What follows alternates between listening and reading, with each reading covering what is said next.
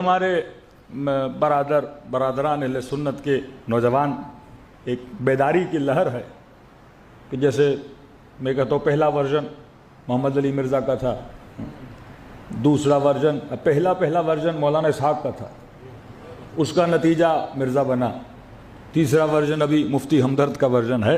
تو آپ دیکھتے ہیں ڈے بائی ڈے یہ کیا کر رہے ہیں، ترقی کر رہے ہیں مکتب اہل بیت پہ۔ کئی جوان کہتے ہیں مولانا یہ مرزا شروع میں بہت کچھ بولتا تھا، اب اس کو کیا ہو گیا ہے؟ میں نے کہا دیکھو منبع اور مرکز کہ بندہ لے کہاں سے رہا ہے۔ ہاں وہ ہمیشہ کہتا ہے میں کسی نہ بابے کو مانتا ہوں نہ کسی وہابی کو مانتا ہوں، لیکن کل اس نے خود کہا کہ دو بابوں کو میں بھی مانتا ہوں، ایک مسلم ایک بخاری۔ تو جو بابوں میں پھنسے گا وہ کبھی در علی پہ نہیں آ پائے گا، کیونکہ منبع وہی ہے۔ اب لوگ کہتے ہیں مولانا مسئلہ یہ تھا کہ وہ کوئی نئی بات نہیں کر رہا تھا، یعنی اتنے سالوں سے 60-70 سالوں سے شیعہ ممبر سے بول رہے تھے کہ امیر المومنین پر ممبروں سے سب و شتم کیا گیا، عوام کہتے اتنی شیعہ جھوٹ بول رہے ہیں، کیونکہ ان کے بندے نے بولا تو عوام کے لیے شوکنگ نیوز تھی، کیونکہ ہمیں تو جھوٹا دکھا دیا نا، ان کی مجلسوں میں یہ ہوتا ہے، یہ جھوٹ بولتے ہیں، لہذا ہم کتنا بھی بولے تو نیچے کمنٹ میں آ جاتا ہے یہ شیعہ ہیں سارے کیا بولتے ہیں، جھوٹ بولتے ہیں۔ جب اپنا ان کا سچ بولے تو پھر ان کی نسلوں نے اسے کیا مانا؟ سچ مانا۔ اس نے کوئی نئی بات نہیں کی، وہی چیزیں جو ان کی کتابوں میں لکھی ہوئی ہیں وہ ان کے سامنے لا کے کھڑی کر دی۔ لیکن اٹک کہاں جاتا ہے؟ پھر اسی بخاری اور مسلم میں یہ روایتیں بھی موجود ہیں کہ حاکم فاجر ہو، نہ چلنے والا ہو، لوگوں کے دین کو تباہ کرنے والا ہو، لیکن آپ کو حق نہیں اس حاکم کے خلاف کیا کرو؟ قیام کرو۔ کبھی کا حاکم سائے خدا ہے زمین پر، کبھی کا حاکم بالکل اسی طرح ہے اللہ کا نیزہ ہے زمین پر، کیسا بھی ہو، کالا ہو، حبشی ہو، غلام ہو، بدتر ہو، جو بھی ہو، تمہیں حق نہیں اس کے خلاف کیا کرو؟ قیام کرو۔ تو یہ کون سی فکر آ گئی؟ فکر بنو امیہ آ گئی۔ اب جب آپ نے دو کتابوں کو اپنا بابا بنا دیا، جو وہ کہیں گے آپ کہو گے سچ ہے، اور روایتوں کو کنیکٹ کیا کس کے ساتھ؟ کبھی کنیکٹ کیا ابن عباس کے ساتھ، کبھی کنیکٹ کیا ابو ذر غفاری کے ساتھ، یہاں تک کہ بعض روایتوں کو کنیکٹ کیا امیر المومنین کے ساتھ، کیونکہ دشمن جو روایتوں کو جعل کر رہا تھا، جھوٹی روایتیں بنا رہا تھا، اسے پتا تھا جب تک سورس مضبوط نہیں بناؤں گا کوئی نہیں مانے گا۔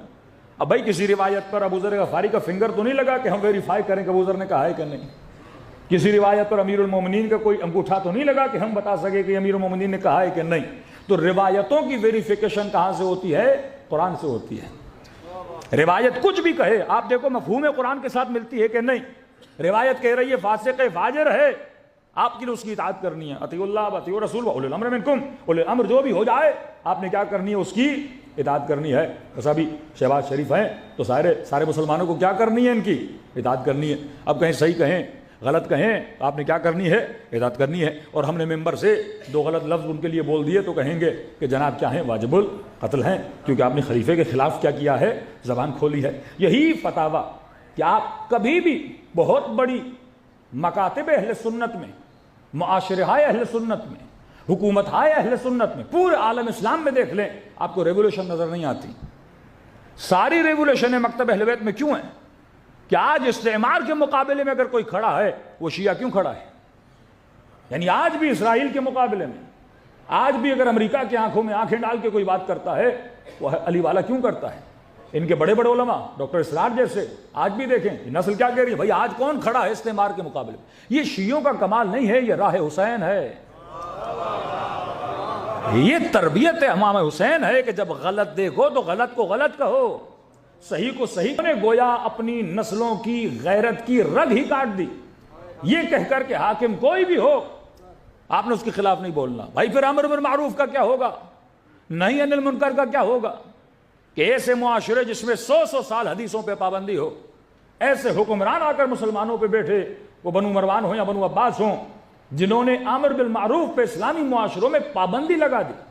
یعنی آپ اگر کسی کو کہتے جناب متقی بن جاؤ، پہلی تقریر عبداللہ ملک مروان نے پہلی تقریر جو کی تھی وہ یہی تھی، اور پہلا خطبہ جو دیا تھا وہ یہی تھا کہ اے لوگوں میں نے سنا ہے کہ تم لوگوں کو تقویٰ کا درس دیتے ہو اور تمہارے اندر خود تقویٰ نہیں ہے، اور آج کے بعد اگر کسی نے مجھے کہا کہ متقی بن جاؤ تو میں اس کا سر کیا کر دوں گا؟ قلم کر دوں گا۔ کمپلیٹلی سیکولرزم، تمہیں جو بننا ہے بنو، لیکن کسی کو نہ کہو کہ اس نے کیا بننا ہے، تم نے حجاب کرنا ہے کرو، لیکن تمہیں یہ حق نہیں کسی کو بولو کہ بھائی حجاب واجب ہے آپ بھی حجاب کو کریں۔ تو فرمایا نہیں، آپ نے جو بننا ہے بنے، لیکن آپ کو حق نہیں کہ حاکم کو ٹوکیں، حاکم کو بولیں، حاکم کو امر بالمعروف کریں، حاکم کو بتائیں کہ برائی کیا ہے اور اچھائی کیا ہے۔ اسلام میں امام حسین نے ایک پریشر گروپ بنایا، ایک ایسا گروپ جن سے کربلا کے واقعے بعد ہر حاکم ڈرتا تھا کہ اگر ہم یہ کریں گے تو یہ گروپ کھڑا ہوگا، اور تبھی ہر زمانے میں یہ جو پریشر گروپ تھا۔ اب آپ تصور کریں کہ امام حسین کے بعد کسی امام نے قیام بالسیف نہیں کیا، تلوار کی کوئی لڑائی نہیں ہے، معصوم اپنے گھر میں ہیں، درس دے رہے ہیں، اپنے شیعوں سے مل رہے ہیں، لیکن ذرا 5 منٹ کے لیے سوچیے تو صحیح، پھر معصومین کو قتل کیوں کیا جاتا تھا؟ ایک امام تلوار نہیں اٹھا رہا، لشکر نہیں بنا رہا، لشکر کشی نہیں کر رہا، حاکم کے خلاف قیام بھی نہیں کر رہا، پھر اس امام کو شہید کیوں کیا جا رہا ہے؟ کیونکہ اس معاشرے کا جو مؤمنین کا پریشر گروپ تھا وہ کون تھے؟ معصومین علیہ السلام۔ جس طرح ہر اسمبلی میں ایک اپوزیشن ہوتی ہے، اہل بیت نے فسق کے خلاف اپوزیشن کا کردار اپنایا، فجور کے خلاف اپوزیشن کا کردار اپنایا۔ حاکم کتنا بھی نیک بن جاتا تھا کہتے تھے آپ جعفر صادق جیسے نہیں بن سکتے، حاکم کتنا بھی عدالت مند بننا چاہتا تھا لیکن کہتے تھے آپ کی عدالت علی جیسی نہیں ہو سکتی، آپ کا علم اہل بیت جیسا نہیں ہو سکتا، آپ کی درس و تدریس اہل بیت جیسے نہیں ہو سکتی۔ تو بار بار کس کے ساتھ کمپیئر کرتے تھے؟ آل رسول کے ساتھ، اور جب کمپیئر ہوتے تھے تو یہ رسوا ہو جاتے تھے، اور جب رسوا ہوتے تھے ان کو غصہ آتا تھا کہ یہ نہ رہیں تو پھر ہماری عزت رہے گی، یہ رہیں گے تو معاشرہ ہماری عزت نہیں کرے گا۔ اور کیا کمال ہے، آج یہ سارے دشمنان اسلام کیا کہتے ہیں کہ ہمیں مسئلہ کن سے ہے؟ شیعوں سے ہے، سارے ہمیں ماننے کے لیے تیار۔ اسرائیل کہتا ہے یہ بڑے عجیب ہیں جو لوگوں کو بار بار کیا کرتے ہیں؟ جگانا شروع کر دیتے ہیں، تو یہ نہ ہو تو ہمارے مسئلے حل ہو جائیں۔ کہتے ہیں یہ شیعہ رہیں گے تو ہمارے مسئلے بھی باقی رہیں گے۔ ہر بندہ اسرائیل کو ایکسیپٹ کرنے کے لیے تیار ہے، کون ایکسیپٹ نہیں کر رہا؟ علی کے ماننے والے ایکسیپٹ نہیں کر رہے۔ یہ جرت، یہ جو روش امام حسین ہے، اس نے ایک نیا اسلام کا ورژن پیدا کیا واقع کربلا کے بعد۔ وہ ورژن یہ تھا کہ حاکم فاسق و فاجر ہو، آپ نے اس کے خلاف کیا کرنا ہے؟ قیام کرنا ہے۔ یہی مائنڈ سیٹ آپ کو زیدیہ میں نظر آتا ہے، یہی مائنڈ سیٹ اثنا عشری شیعوں میں نظر آتا ہے، وہ لبنان ہو، وہ یمن ہو، وہ ایران ہو، وہ عراق ہو، تو پریشان ہو جاتے ہیں۔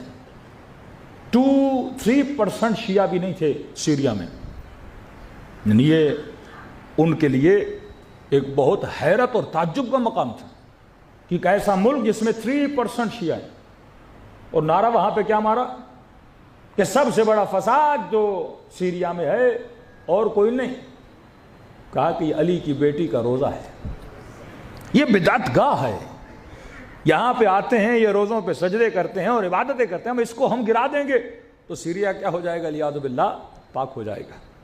کتنا زور لگایا لیکن سیدہ زینب کے روزے کو کچھ نہ کر سکے، نہ کچھ ان کو ملا۔ یہ کس کی سوچ ہے؟ یہ امام حسین کی سوچ ہے۔ اگر یہ سوچ نہ ہوتی ہم کبھی بھی اپنا دفاع نہ کر پاتے۔ جس قوم میں شہادت کا جذبہ ہو، جو قوم فرمائے ہمارے شیعوں کی نشانی یہ ہے کہ جب یہ سبیل اللہ پہ چلتے ہیں تو یہ کبھی نہیں گھبراتے کہ موت ان پر آ جائے یا موت پر یہ آ جائیں۔ جناب نافع ابن ہلال لشکر یزید کو مخاطب کر کے کہتے ہیں کہ مجھے پہچانو، انی علی دین علی ابن ابی طالب، میں وہ ہوں جو علی کے دین پہ چلنے والا ہوں۔ فرمائے دشمن ہم اس سے محبت کرتے ہیں جو ان سے محبت کرتے ہیں، جو ان سے